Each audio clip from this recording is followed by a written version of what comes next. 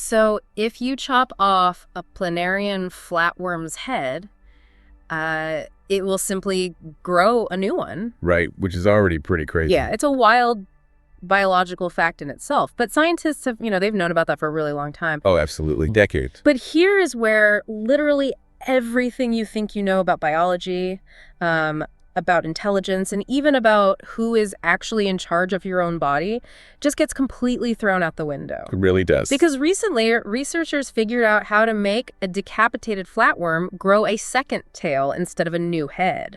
Or, and this is even more bizarre, they made it grow a second head where the tail used to be. Exactly, a fully functional second head. Right, and the way they did it is the real kicker here, because they didn't touch a single strand of the flatworm's DNA. Not one. They didn't alter its genetic code whatsoever. They didn't, manipulate a centralized brain or anything. Oh, the brain was gone anyway. Exactly. All they did was temporarily hack this quiet, ambient electrical chatter that's constantly happening between the flatworm's microscopic skin cells. Just the regular cells. Just the regular cells. They changed the local conversation, basically, and the cells collectively decided to build an entirely different body shape. It is just a profound realization. Because what that flatworm experiment actually proves is the death of a myth. A huge myth. A myth that human beings have clung to for centuries, really. I mean, we are standing at the absolute precipice of a reality-altering paradigm shift today. We really are. So, welcome, everyone. Welcome to the grand finale. The big one. Yeah. This is part 3 of our deep dive series, Innovation Toronto, The Edge. And, if you have been with us for the first 2 parts, you already know we have been building up the foundation for something massive. Something really structural. Right. And for you joining us today for this culmination, I actually want to ask you to do something before we even begin. Just take a breath. Yeah, really settle in. Seriously. Settle in, slow down, and just let your mind open up.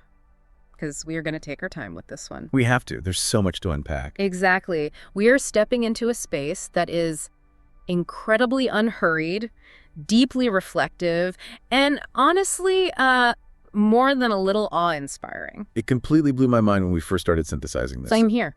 Because we are looking at a stack of sources that, at first glance, they have absolutely no business being in the same room together. None at all. And yet, they are telling the exact same story. Right. So, just to give you a map of where we are drawing all this from today, our source stack includes a deeply technical biology abstract. And this one details research on something called basal cognition and the regenerative abilities of those planarian flatworms you just mentioned. Okay, biology. Got it. Right.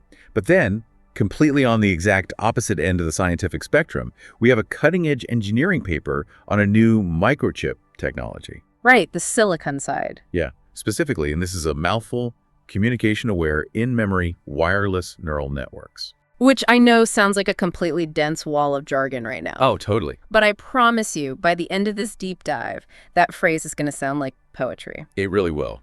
Because weaving these highly technical documents together, we also have 3 incredibly profound, highly speculative philosophical primers. Right, the glue that holds it together. Exactly. We have the biology primer, the silicon primer, and a final master convergence document that serves as the capstone to this entire series. And the ultimate goal of synthesizing all these documents today is, well, it's quite bold. Yeah, it's not a small goal. No, not at all. No. We are basically going to systematically dismantle your current understanding of the word intelligence. Just tear it right down. Exactly. Because the proposition laid out across these sources is that the era of the centralized dictator. Oh, I love that term. Right. This deeply ingrained human idea that a single brain, like a single CEO or a massive cloud oracle, must control everything from the top down. That era is completely dead. It is dead. Oh, Over. It's over.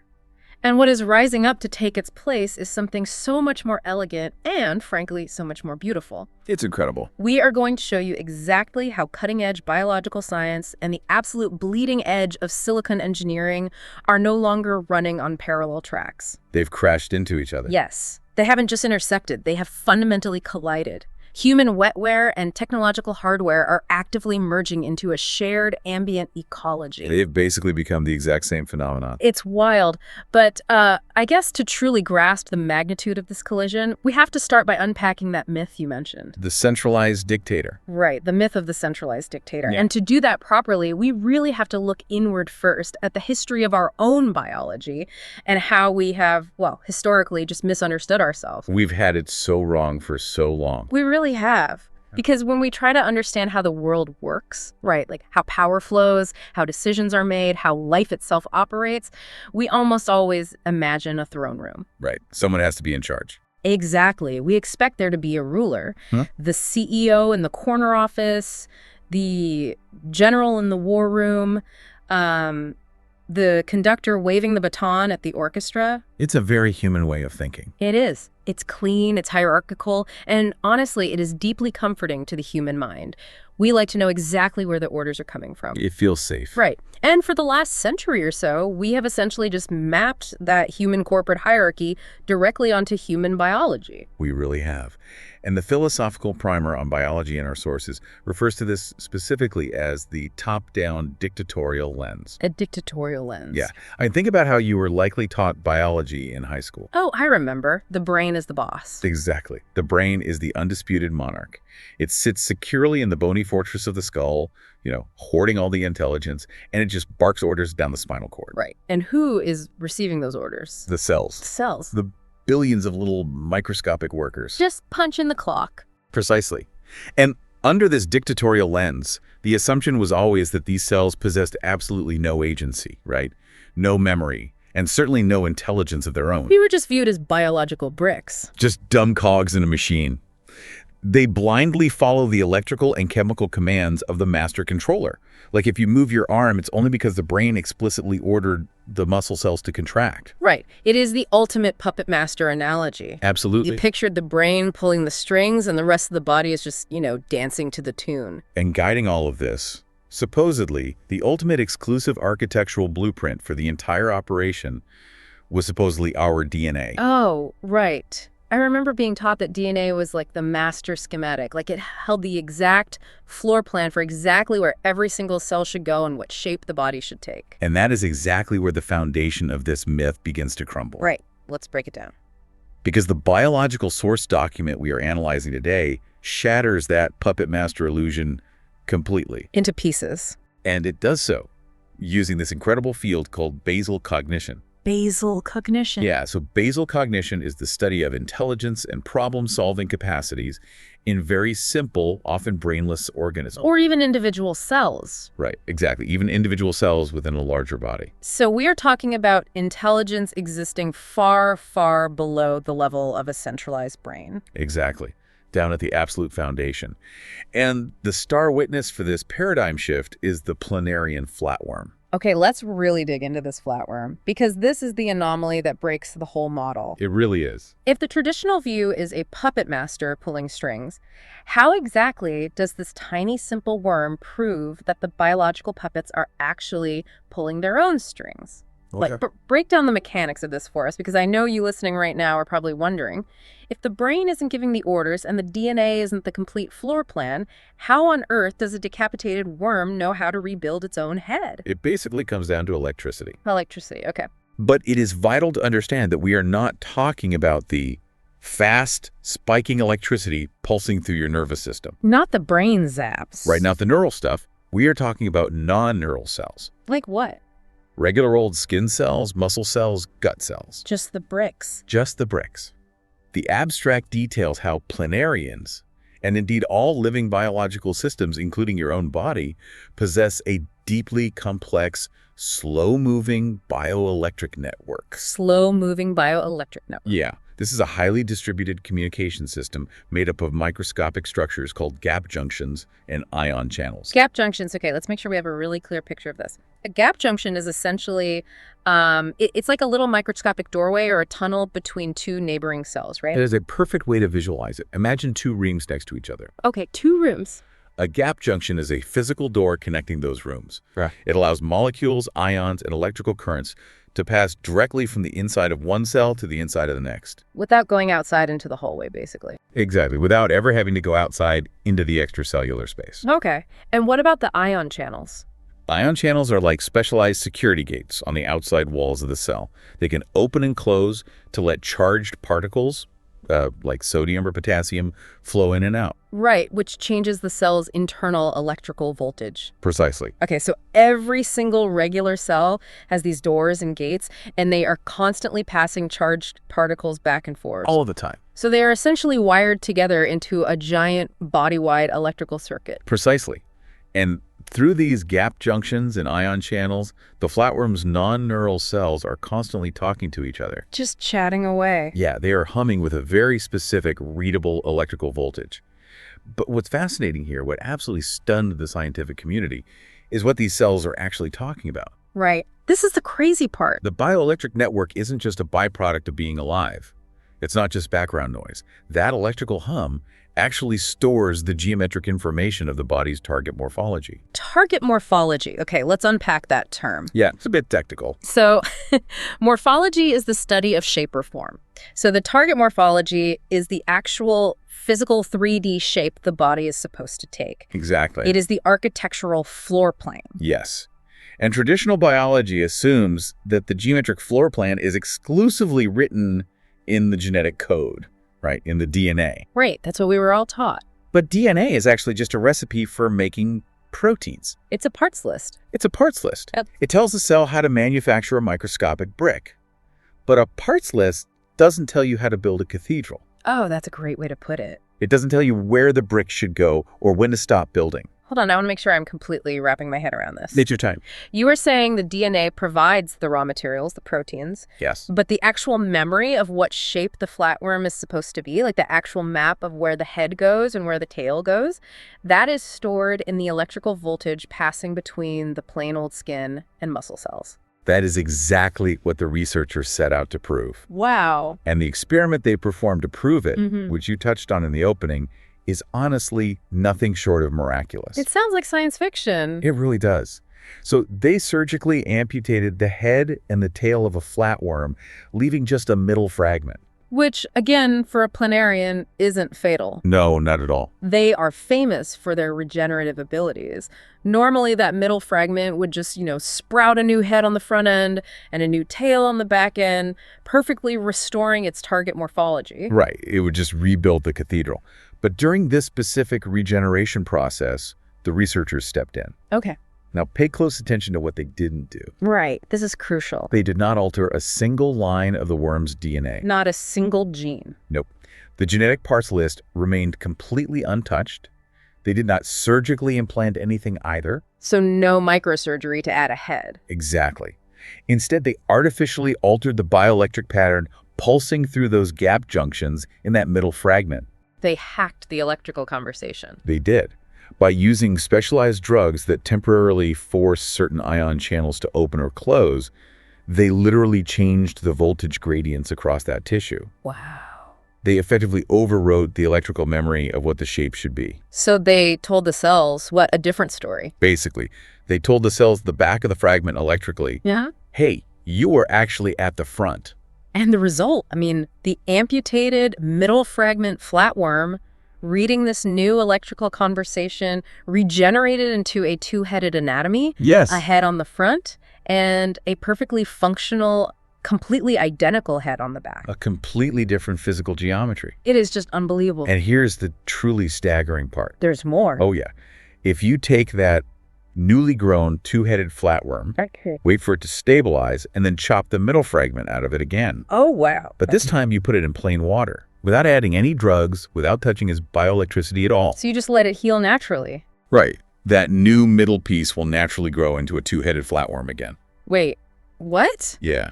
Are you saying the new shape became a permanent memory Yes. without touching the DNA? Without touching the DNA. Uh. The bioelectric network held on to the new memory of the two-headed target morphology, and it passed that memory on to the next generation of regenerating cells, entirely independent of the genome. That is terrifying and amazing. Right. The DNA still said, build a normal worm, But the cellular collective electrically remembered, no, we build two heads now. It just stops you in your tracks. It really does. Because it completely annihilates the puppet master theory. Entirely. If we connect this back to the bigger picture of the centralized dictator, I mean, the brain obviously wasn't involved here because it had been chopped off. Right, the CEO was fired. Exactly. The DNA wasn't altered. It was just sitting there providing the same old proteins, the cells themselves, right? The so-called dumb worker bees in the old model, they were the ones holding the memory of the shape. Yes. They were communicating with each other through those gap junctions, negotiating with their neighbors, and making incredibly complex, localized geometric decisions. They are acting as a highly sophisticated, distributed intelligence. Distributed intelligence. Yeah. The text refers to this exact phenomenon as the cellular collective. The cellular collective. The cells are not waiting for an order from a centralized CEO in the skull. They are constantly evaluating their local environment, sharing information with their immediate neighbors, and solving a massively complex biological problem. Like how to orchestrate millions of cells to rebuild a functional body. Exactly, and they do it entirely on their own, at the local level. This is so profound because it redefines what intelligence actually is. It really shifts the whole definition. It means intelligence isn't this rare, magical spark that only exists inside a brain. Intelligence naturally wants to distribute itself. It wants to spread out. Right. It wants to push out to the very edges of the physical body. It wants every local node, every cell, to be capable of processing information and making decisions based on its immediate surroundings. It is an inherent fundamental property of biology. Wow. The philosophical primer on biology in our sources points out that human society has drastically, almost comically, misunderstood our own nature. We really have. We are not dumb mechanical meat suits piloted by a master controller brain. No. We are a brilliant communicating hive mind. A hive mind. Yeah. You listening to this right now, you are a massive, ambient, relational ecology of cells that are constantly thinking, remembering, and acting locally to keep you in equilibrium. It just makes you look at your own hand, your own skin in a completely different way. Doesn't it? Yeah. I mean, every paper cut you get, every scratch that heals is millions of local cells communicating, making decisions, and executing a microscopic architectural plan without ever bothering to consult the CEO. They just handle it. You are a walking, breathing collective. But this realization, right, that true, robust, resilient biological intelligence inherently distributes itself to the local edges. It creates a massive, glaring friction when we pivot to look at the other side of our source stack. Oh, a huge friction.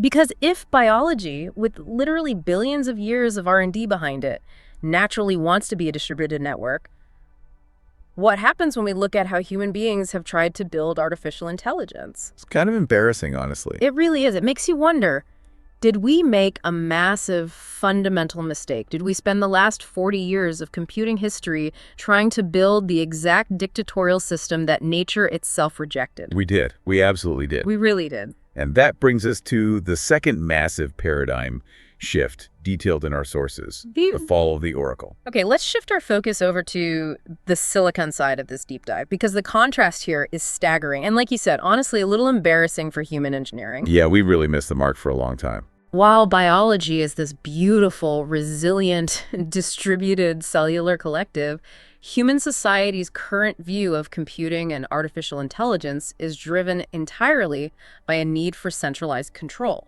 We have essentially projected our own outdated, top-down corporate myths onto our technology. Right. Because we believe the human brain was a dictator, we assumed the only way to build an artificial brain was to build an artificial dictator. Exactly. We treat AI like a giant metallic oracle in the cloud. The oracle in the cloud. It sounds exactly like a trope from a dystopian sci-fi novel. It totally does. You have this massive, distant, omniscient server farm, right? Like a giant mechanical brain sitting in a warehouse somewhere in Nevada, cooling fans running, and all the little dumb devices at the edge of the network. All of them just waiting. Right. Our smartphones, our smart thermostats, our autonomous cars, the sensors in a hospital. And because we built them like dumb worker cells, they have to constantly send every piece of data they collect all the way up to the oracle. Over Wi-Fi, over 5G. Over and over. Then they have to sit there and wait for the oracle to process it, make a decision, and transmit that decision all the way back down. And our philosophical source on silicon unpacks the deep societal and psychological anxiety this specific model creates. Oh, totally. People are terrified. Because we view intelligence purely as a top-down decision machine, we are terrified of what happens when that machine gets smarter and more capable than the human CEO. Right. The underlying fear running through our culture right now is that humans will atrophy. Exactly. The fear that we will go from being the active creators and masters of our physical world to just becoming mere supervisors of some alien centralized system. Middle management. Just middle management for the Oracle. We fear losing our dominion. We look at this giant Oracle we are building and we fear the centralized dictator because deep down we think the dictator is eventually going to replace us. We think it's going to look at us the way we used to look at our own selves. As dumb, expendable workers. Right. But according to the cutting-edge engineering abstract we have today, that cultural fear completely misunderstands the true long-term trajectory of technology. It's based on a flawed premise. Exactly. The Oracle and the cloud model, these massive server farms doing all the heavy lifting, that is not the final form of AI. Thank goodness. It is actually just an awkward, highly inefficient, centralized adolescence for computing. Like its teenage years. Yeah. Exactly. We only built it this way because we didn't have the hardware to do it any other way. Yeah. But we are currently rapidly breaking out of that phase thanks to a technological counter-movement known as edge computing. And specifically, the massive breakthrough detailed in our sources, communication-aware, in-memory, wireless neural networks. There's that phrase again. I know, I promised we would unpack this, and I know it is a dense, intimidating piece of engineering terminology. It is, but it's so important. But we are going to break it down word by word, because this specific piece of technology is the weapon that is currently killing the Oracle. To understand why this is such a revolution, let's first look at the sheer physical limitations of the old model, the Oracle model. Okay, let's do it. This is rooted in something called the von Neumann architecture, which has been the basis of almost all computing for decades. The von Neumann bottleneck. Right. In this traditional setup, you have a rigid separation between the memory, where data is stored, and the processor, where the actual computation happens. Okay, I like to use a culinary analogy for this. Oh, the chef analogy, yeah. Yeah. Think of a traditional computer chip like a kitchen. The processor is the chef. The memory is the pantry. Okay. The chef is incredibly fast and incredibly skilled. But to chop a single onion, the chef has to walk all the way into the pantry, pick up the onion, walk all the way back to the cutting board, chop it, and then walk back to the pantry to put the chopped pieces in a bowl. It's exhausting just thinking about it. Right. Then they have to walk back to get a carrot. Exactly. Mm. The chef spends 99% of their time and energy just walking back and forth fetching ingredients. Yeah. In computing, moving data between the memory unit and the processing unit consumes vast amounts of energy and creates a massive bottleneck. So it's not even the thinking that takes energy, it's the walking. Yes. Mm. Now, extrapolate that out to the cloud Oracle model. If you have an edge device, say a smart sensor monitoring a patient's heart rate in a hospital, or a camera on an autonomous vehicle, it has very limited battery energy and limited local processing power. Because it's small. Right.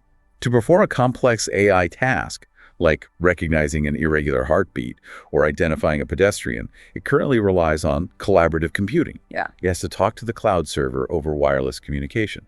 So extending the analogy, the chef doesn't just have to walk to the pantry in the next room. Oh, no. The chef has to make a phone call to a giant warehouse in another state, ask them to look at the onion, wait for them to describe how to chop it, and then wait for the instructions to be sent back. Over a sketchy phone line. Right. It has to ask the Oracle for help. Precisely. And the engineering paper highlights 3 massive, unsustainable bottlenecks in this current wireless collaborative system. Okay, what are they? First, there is that physical separation of memory and computing on the chips themselves. The pantry and the cutting board. Right. Second, there is a separation between processing the signal and actually transmitting the signal. Okay. And third, the AI neural networks are entirely separate from the wireless communication systems. They don't talk to each other. They just awkwardly hand data back and forth. It is like an overly bureaucratic, office where every single step of a simple process requires printing out a form, putting it in an envelope, sending it to a different department in a different building, and waiting days for them to stamp it and send it back. That's exactly what it is. The latency, the delay is terrible, and the energy cost of constantly moving that heavy, complex data around over Wi-Fi or 5G is enormous. Which is completely unsustainable if your goal is to have billions of small, intelligent, battery-powered edge devices seamlessly integrated into our physical environment. Right, you can't have a smart city run like that. No. A smart city can't function if every traffic light and every sensor has to constantly ask a server farm in another time zone for permission to change a light from red to green. It would crash instantly. Exactly. But the solution reported in this engineering abstract is brilliant. The engineers have developed analog in-memory computing technology. Okay, here we go. Analog in-memory computing. What this does is dissolve all of those bureaucratic boundaries. Let's break that down. How does it fix the chef's problem? It collapses the physical distance. In-memory computing essentially fuses the memory cell and the processing unit into the exact same microscopic space on the chip. Oh, wow. It performs the computation directly where the data is stored. So the ingredients are already on the cutting board? Yeah. Chef doesn't have to walk anywhere. Exactly. And because it is using analog circuitry rather than strictly digital binary logic, it can perform highly complex matrix multiplications, which is the fundamental math required for artificial neural networks in a single step, using the natural physics of electrical currents, rather than sequentially crunching ones and zeros. So it's more like biology. Very much so. Yeah. It is exponentially faster and requires a fraction of the power. Okay, so that handles the local brain power. The device is now incredibly smart and efficient on its own. Right. But what about the communication-aware wireless part of the phrase? Communication-aware, in-memory, wireless neural networks. This is where the true paradigm shift happens. The engineers didn't just make the chip smarter, they integrated the wireless communication module directly into the artificial intelligence itself. Oh, I see. The wireless transmission is no longer a separate, dumb pipeline just carrying data to the cloud. The AI actually learns and adapts to the physical wireless environment. Okay, what does that actually mean in practice? Like, how does a neural network become communication-aware? Think about trying to have a conversation at a very loud, crowded cocktail party. Okay, classic problem. Right? If you are just a standard computer, you try to yell every single word at the exact same volume, and half of it gets lost in the noise of the room, which engineers call signal fading or interference. You just keep yelling blindly. Exactly. But if you are a human, you are communication aware. You naturally read the room. Right, I'd notice if the music got loud. You notice when the music gets louder and you adjust your pitch, you lean in closer. You might even use gestures if the audio is completely drowned out. You adapt to the ambient environment. Right. This new microchip technology does exactly that. The neural network dynamically adjusts its own processing and transmission strategy on the fly, depending on how noisy or degraded the wireless channel is at that exact millisecond. That's incredible. It collapses the bureaucracy, it merges memory, computation, signal processing, and communication into a single, highly efficient AI-powered system that sits right there on the local device, on the edge. And the statistics from the prototype detailed in the source are just remarkable. We really are. The abstract states it exhibits an experimental inference accuracy of 93.71%. Which is fantastic. Now, that number alone is great. It means the AI is highly accurate at its task, even when dealing with that cocktail party noise and signal fading. But the accuracy isn't even the headline here. Not at all. The most crucial metric, the one that truly signals the absolute death of the centralized cloud model, is the power reduction. Oh, man. I remember reading this in the source material and having to reread the sentence twice just to make sure I wasn't misunderstanding the decimal point. Me too. I thought it was a typo. Yeah. Let's lay it out for the listener. This integrated communication-aware in-memory system reduces the wireless transmission power required for collaborative inference tasks between a terminal device and a cloud server by up to 95%. 95%. That is not a marginal incremental upgrade. Right. That is not a slightly better battery. That is a fundamental, ground-up redesign of how computing operates in physical space. Yeah. Let's translate that 95% into the real world. Let's do it. Imagine your smartphone battery, which currently lasts maybe a day if you're lucky because it is constantly pinging cell towers and cloud servers. Constantly. Suddenly, it lasts for 3 weeks on a single charge. Imagine that. Or imagine tiny, intelligent sensors embedded in the concrete of a bridge monitoring structural integrity.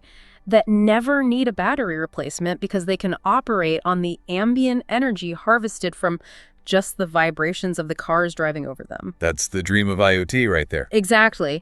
By minimizing the need to constantly exchange heavy data with the cloud, because the heavy lifting computing is happening right there in the analog memory of the local node, this technology frees AI from the server farm. It completely cuts the cord. It paves the way for truly sustainable, instantly responsive, distributed, intelligent edge nodes. You know, this reminds me so strongly of an analogy mentioned in our philosophical silicon primer, the paper cut analogy. Yes, I was just thinking of that. It is so perfect for visualizing this shift. Think again about getting a paper cut on your finger. As we discussed in the biology section, your skin cells don't send an urgent message all the way up your spinal cord to the brain, asking the CEO for permission to start coagulating the blood. They'd bleed out if they waited. Exactly. They don't ask for a blueprint on how to knit the tissue back together. They just do it.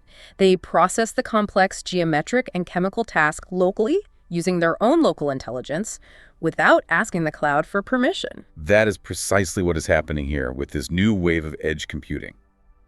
The smart sensor, the local autonomous device, is finally acting like the biological skin cell. It's mimicking biology perfectly. It is processing the environment locally, recognizing patterns locally, and making decisions locally, with near zero energy cost and zero latency. We are pushing memory and processing out to the absolute edge of the network. Which means we aren't building a giant metallic CEO to replace human judgment. The oracle in the cloud was a false start. It was. We are not building a centralized dictator. We are building a silicon nervous system. A silicon nervous system. I want you, the listener, to just take a second to let that phrase really wash over you. Think about the symmetry here. It is almost unbelievable. It really is beautiful. You look at the first half of our deep dive, the biology paper.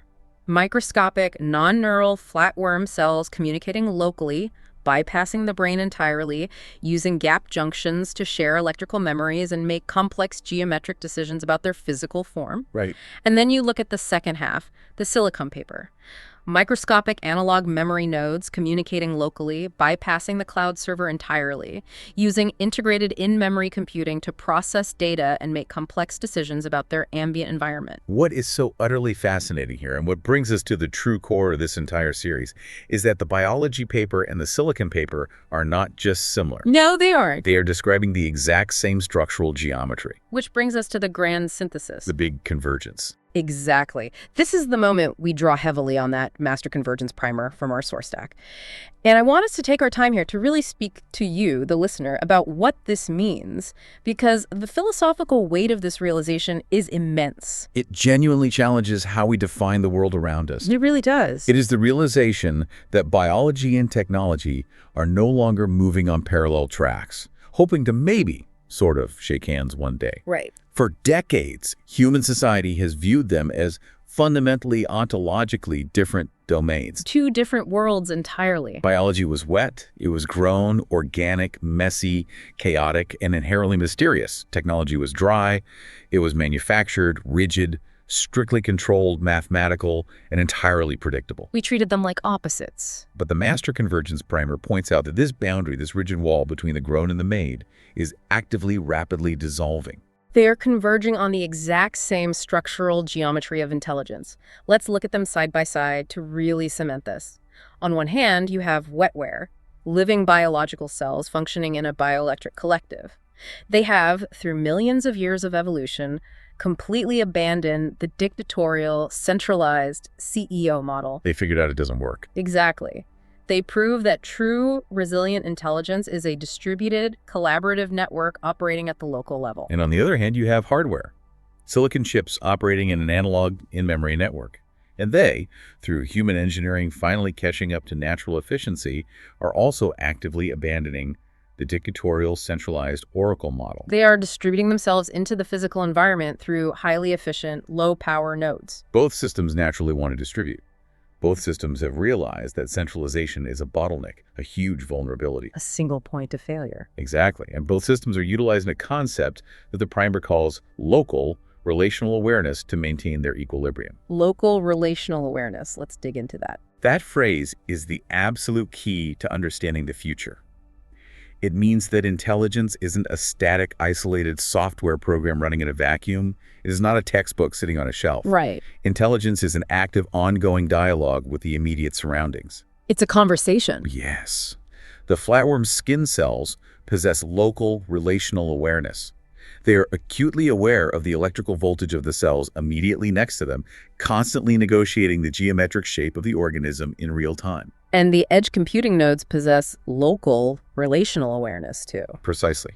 They're acutely aware of the signal fading, the cocktail party noise, the local data inputs, constantly negotiating their processing tasks and communication strategies in real time. I have to stop you right there because I have a pushback here, or maybe it's just a really profound existential question about how we even define our reality anymore. Lay it on me. If both a flatworm skin cells and a smart sensor's analog memory nodes are functioning in the exact same fundamental way, if they are both independently making local decisions based on ambient communication without a central brain, does the boundary between what is grown and what is manufactured even exist anymore? That's the million-dollar question. Like, structurally, logically, is there a difference? If we connect this to the much bigger picture laid out in the Convergence primer, that boundary is becoming practically meaningless in terms of how intelligence operates in the universe. Meaningless. Wow. The material substrate, whether the node is made of carbon-based proteins or silicon-based semiconductors, is starting to matter a lot less than the geometry of the network itself. The shape of the communication. Exactly. The physical world is universally rejecting centralized hubs. It is universally embracing distributed, local problem-solving. We are learning a fundamental truth about reality. The universe prefers networks, not dictators. The universe prefers networks. It prefers a chorus of local voices over a single megaphone. The universe prefers networks. Wow. Yeah. Okay, let's bring this deeply philosophical concept directly down to earth. Let's bring this right into your living room for the person listening to this right now. Bring it home. Because this isn't just an abstract academic exercise about flatworms regenerating and microchips saving battery life. This is about you and the physical space you occupy every single day. It affects everything. What happens when you, a highly complex distributed biological network, a walking cellular collective that we have just established, relies on local relational awareness? What happens when you walk into a room or a building or a city that is itself a distributed silicon network operating on the exact same principles? This is where the grand convergence becomes an inhabited reality. We are looking at the immediate future detailed in our final source section, the shared ambient ecology. The shared ambient ecology. We are talking about the literal physical meeting of wetware and hardware. Exactly. Picture this scenario. A distributed biological nervous system, that's you, walking through a door, inhabiting a fully integrated smart environment, which is the silicon nervous system. Okay, I'm picturing it. For a very long time, basically since the invention of the stone hand axe, humans have thought of technology as a collection of tools. Right. A hammer, a calculator, a laptop, even a smartphone. They are discrete, isolated objects. You pick them up, you actively consult them or use them to perform a task, and then you put them down. They are inert until you apply your centralized will to them. Right, you have to explicitly ask them to do something. Right. You have to type a query into a search bar, you have to press a button, you submit a request to the Oracle and wait for an answer. But edge computing, particularly these communication-aware in-memory networks, combined with our new understanding of distributed biological intelligence, changes that dynamic entirely. Oh, so? Because the AI is no longer a tool you must actively consult. Because the memory and the processing power are embedded locally everywhere, literally woven into the paint on the walls, the sensors in the floorboards, the lighting fixtures, the infrastructure of the city itself. It's just everywhere. And because it operates with a 95% reduction in power, meaning it is always on, always listening, always adapting, the AI ceases to be a tool. It becomes an ambient ecology. Exactly. It is an environment you simply inhabit, much like you inhabit a forest or a weather system. The Convergence text uses a phrase that I absolutely love, and I think it captures the feeling of this perfectly. It says, we are entering an era where the environment itself acts as a companion organism. A companion organism. Just think about the warmth and the weirdness of that phrase. It's not a cold metal machine waiting for a command prompt. It pulses quietly in the space between the nodes, continuously, silently responding to your physical presence. It is local, relational awareness applied to the massive scale of a room, a building, or a city.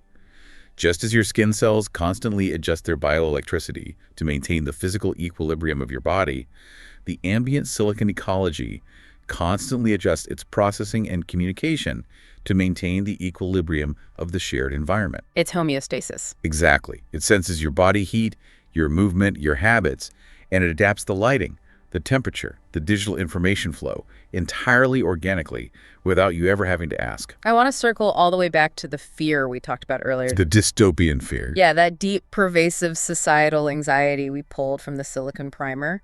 The fear that we are eventually going to be conquered by an artificial superintelligence.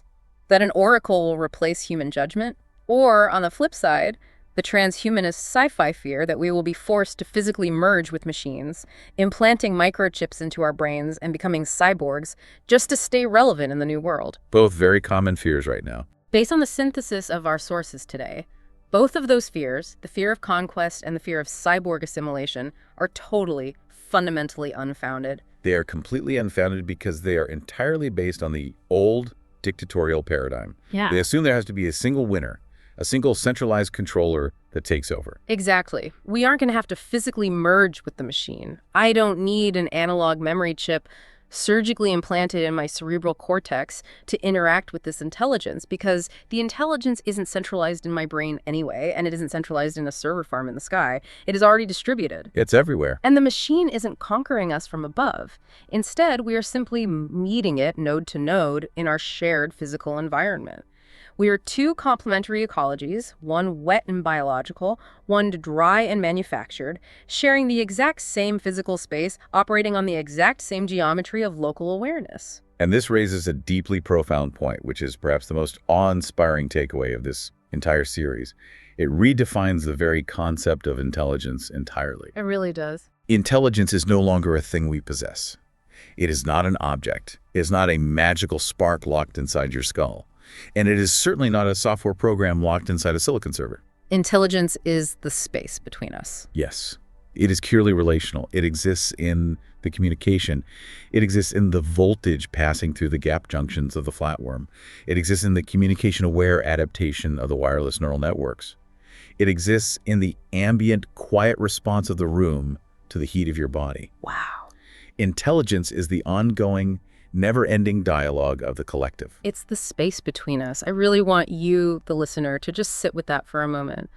Intelligence as a relationship rather than a possession. It changes everything. It completely fundamentally changes how you view yourself when you look in the mirror. You aren't a lonely monarch ruling from the throne room of your skull over a kingdom of dumb meat.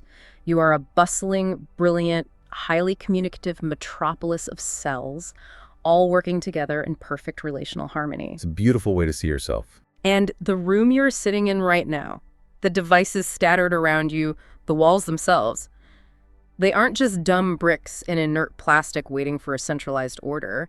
They are rapidly becoming a quiet, responsive nervous system waking up to share the space with you. Over the course of this series, we have journeyed from the microscopic biology of a regenerating flatworm, relying on non-neural electrical memory, to the high-efficiency architecture of analog in-memory microchips collapsing the boundaries of computing. We really covered a lot of ground. And we have discovered that they are, in fact, telling us the exact same story about how the universe organizes itself. The centralized dictator is dead. The oracle in the cloud has fallen, and in their place, we are cultivating a beautifully distributed, shared ambient ecology. It's a new era. It really is.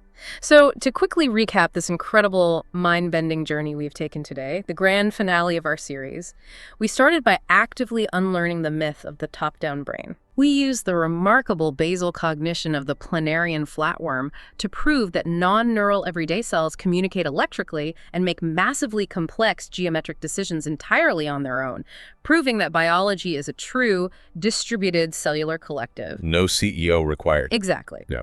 Then we looked at how artificial intelligence is actively following that exact same biological imperative.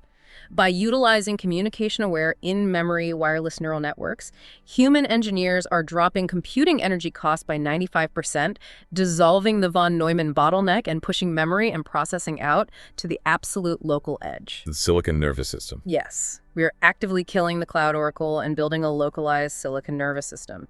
And finally, we saw the grand convergence, how these two forces, our own biological wetware and our technological hardware, are dissolving the boundaries between what is grown and what is manufactured. They are merging. They are merging to create a deeply relational, ambient companion organism that we will live inside, proving that intelligence is not a centralized dictator, but the relational space between local nodes. It is a realization that fundamentally changes our place in the world. We are no longer isolated dominators attempting to control our environment from the top down. We are active, integrated participants in a much larger, beautifully distributed network of awareness. And as we finally wrap up this grand finale of Innovation Toronto, The Edge, I want to leave you with one final, deeply provocative thought, something that builds on everything we've discussed today, to mull over on your own as you go about your week. I'm ready.